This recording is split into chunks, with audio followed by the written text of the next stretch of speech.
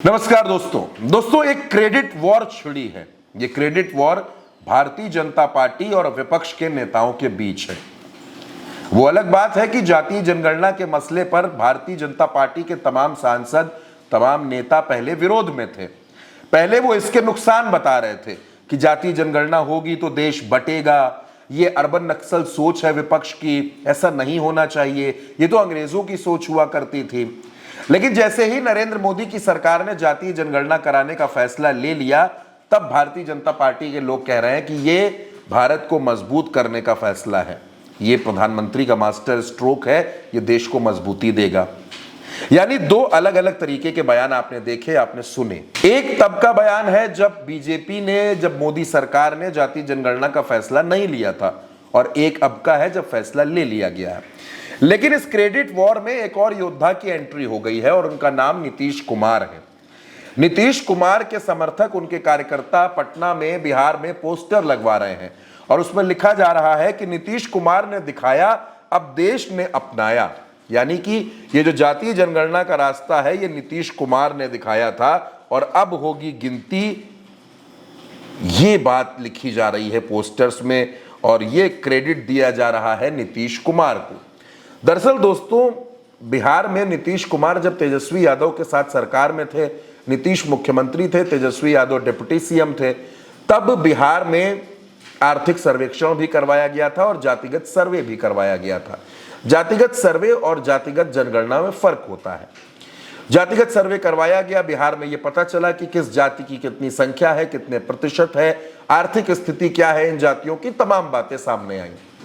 नीतीश कुमार की पार्टी अब ये कह रही है कि दरअसल प्रधानमंत्री ने जो फैसला लिया है वो नीतीश कुमार से प्रेरित होकर लिया है। नीतीश कुमार ने ही दिखाया, अब उसको पूरा देश अपनाएगा। यानी क्योंकि नीतीश कुमार भी एक ओबीसी जाति से आते हैं और प्रधानमंत्री भी ओबीसी जाति से आते हैं, तो सारी लड़ाई क्रेडिट लेने की है। जिसको क्रेडिट मिलेगा, जातियों का उससे अटैचमेंट होगा, उसको वोट मिलेगा, उसकी सत्ता रहेगी। नीतीश को यह पता है कि भारतीय जनता पार्टी इस बार उनको चुनाव लड़ने के लिए कम सीटें देगी, और जब कम सीटें देगी तो उन कम सीटों में से ज्यादा सीटों पर चुनाव जीतना नीतीश कुमार के लिए आज की तारीख में उनके पूरे पॉलिटिकल करियर का सबसे बड़ा चैलेंज है। इस चैलेंज से वो कैसे निपटेंगे, ये सवाल उनके सामने भी क्वेश्चन मार्क बन के खड़ा हो गया है। नीतीश कुमार जानते हैं कि बिना ओबीसी जातियों को साधे, बिना दलितों को साधे जेडीयू बेहतर प्रदर्शन नहीं कर सकती, और अगर जेडीयू बेहतर प्रदर्शन नहीं करेगी, अगर नीतीश कुमार की सीटें कम होंगी, दोस्तों आप सोच कर देखिए कि अगर नीतीश कुमार के विधायक 45 से नीचे चले गए, 40 से नीचे चले गए, तो नीतीश कुमार के लिए मुख्यमंत्री पद पर दावा करना बड़ा मुश्किल हो जाएगा। और भारतीय जनता पार्टी कम सीटों के आधार पर नीतीश कुमार को फौरन कुर्सी छोड़ने के लिए कह देगी। इसी वजह से नीतीश कुमार को लगता है कि अगर ये जाति वाला कार्ड चला जाए तो इस जाति वाले कार्ड के सहारे वो बिहार में अपनी सीटें मजबूत कर सकते हैं, अपने दावे मजबूत कर सकते हैं और अपनी पार्टी के प्रत्याशियों की जीत भी सुनिश्चित कर सकते हैं। बीजेपी पूरे देश में नरेंद्र मोदी के नाम पर, नरेंद्र मोदी के चेहरे पर इस फैसले के फायदे को लेना चाहती है।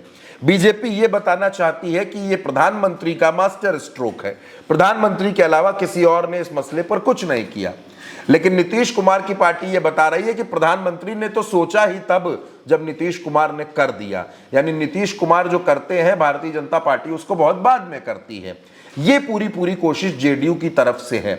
दूसरी तरफ चिराग पासवान लगातार बिहार में सक्रिय हो रहे हैं, वो भी नीतीश के लिए टेंशन की एक बड़ी वजह है। इसी वजह से नीतीश कुमार जातिगत जनगणना का पूरा जो क्रेडिट है वो खुद ले लेना चाहते हैं, ताकि आने वाले वक्त में इसका फायदा जेडीयू को मिले, जेडीयू की सीटें बढ़े और नीतीश कुमार की जो कुर्सी है मुख्यमंत्री की, वो कुर्सी सुरक्षित रहे, सेफ रहे, उस पर कोई भी खतरा ना आए। तो अब इसका क्रेडिट किसको है, ये तो जनता तय करेगी। लेकिन एक बात बिल्कुल साफ है दोस्तों कि जातिगत जनगणना के मसले पर भारतीय जनता पार्टी को विपक्ष ही नहीं बल्कि कुछ अपनों का भी विरोध झेलना पड़ सकता है। इस खबर में मेरे साथ इतना ही। आप उल्टा चश्मा यूसी को सब्सक्राइब करें, साथ दें। नमस्कार।